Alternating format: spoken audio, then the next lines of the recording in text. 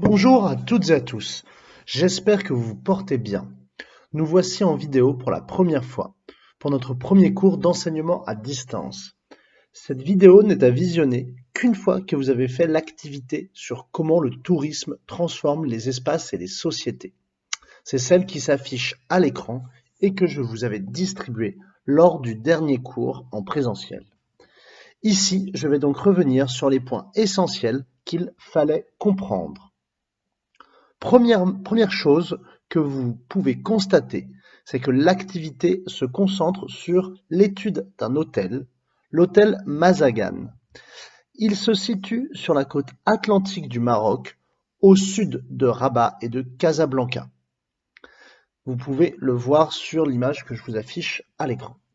Cet hôtel, comme vous pouviez le voir sur la photo du document 1, permet de favoriser le tourisme que l'on a appelé balnéaire lors de notre dernière séance en classe.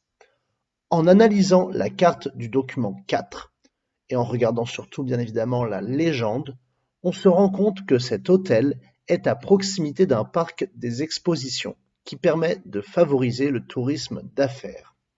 Remarquez que nous disposons aussi d'un parc des expositions à Villepinte. Il y a donc également du tourisme d'affaires à Villepinte.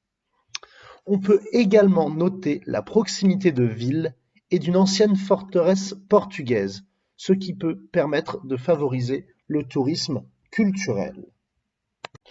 Dans le document 2, vous apprenez que l'hôtel Mazagan, comme d'autres hôtels, sont des constructions très récentes. Mazagan fait partie d'un plan d'investissement de l'État marocain que l'on appelle le plan Azur. Ce plan s'est mis en place aussi avec l'aide de grandes entreprises privées. L'État et ses entreprises sont ce que l'on appelle des acteurs de la mise en tourisme. Un acteur, en géographie, peut être une personne, une entreprise, un État, un pays qui a une influence sur l'espace, qui le transforme. Ici, c'est directement l'État, aidé de ces grandes entreprises, qui a décidé de construire ces hôtels afin de rendre le Maroc touristique. Ce plan de mise en tourisme a en partie fonctionné, puisqu'ils n'ont pas construit tout ce qu'ils souhaitaient dans les dates souhaitées, mais une certaine partie des hôtels sont construits. Et nous avions constaté en classe qu'entre 2000 et 2010, le nombre de touristes au Maroc a grandement augmenté.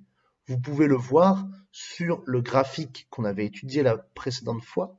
On voit bien que le nombre de vols au Maroc, le nombre de touristes venant par avion a explosé entre 2000 et 2010.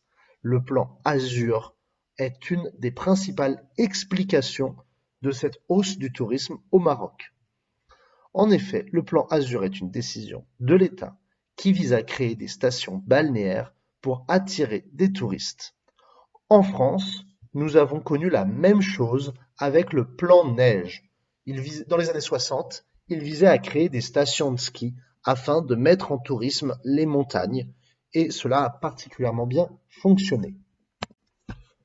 Dans le document 3, vous apprenez que l'installation de l'hôtel a permis la création de nombreux emplois pour les populations locales, que ce soit dans l'hôtel, le golf qui est à côté, dans tous les commerces fréquentés par les nouveaux touristes. La mise en tourisme de la région par le plan Azur a donc permis d'enrichir la région.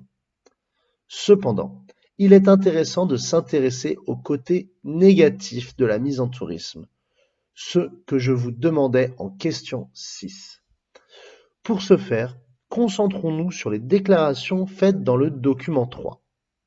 C'est Stéphane Killinger, le président de l'hôtel Mazagan, qui parle. Et il dit, dans le passage que je vous souligne actuellement à l'écran, que le tourisme a fait du bien aux populations locales qui vivaient de la pêche et de l'agriculture. Comme si ces activités n'étaient pas positives. Posons-nous ensuite la question des conséquences que peut avoir la construction d'un tel hôtel. Sur quoi est-il construit? Qu'est-ce qu'il y a aux alentours? La réponse est simple, des champs. Vous pouviez le voir en légende, le vert représente les espaces ruraux, les champs, l'agriculture. Donc l'hôtel, lorsqu'il a été construit, a forcément gêné les espaces agricoles. La route qui est en construction en pointillé dans la légende va traverser des champs.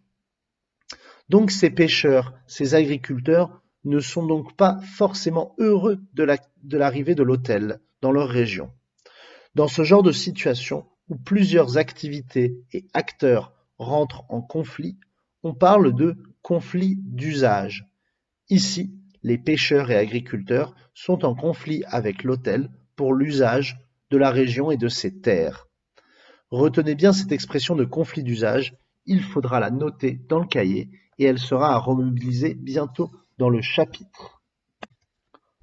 Enfin, dans le dernier document, le document 5, vous pouviez apprendre que le tourisme, avec ses piscines et ses hôtels, consomme beaucoup d'eau, alors que le Maroc et les pays aux alentours en manquent énormément. Ce sont des pays que l'on considère en pénurie d'eau.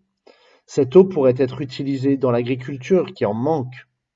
Et non, il est utilisé à des fins touristiques afin d'amener plus d'argent. Le tourisme en mer Méditerranée permet de créer des emplois et d'enrichir des régions, comme nous l'avons vu, mais il nuit à l'environnement à cause de sa forte consommation d'eau. Et il crée des conflits d'usage, notamment avec les habitants, avec les agriculteurs, avec les pêcheurs, qui ne sont pas toujours ravis de voir leurs eaux sillonnées de scooters des mers ou autres. J'espère que tout est bien compris. Vous n'avez plus qu'à recopier la leçon que je vous ai mise sur Pronote. N'hésitez pas à m'envoyer des mails si vous avez des questions et n'oubliez pas de m'envoyer vos travaux. Je vous souhaite une bonne journée et à bientôt en vidéo.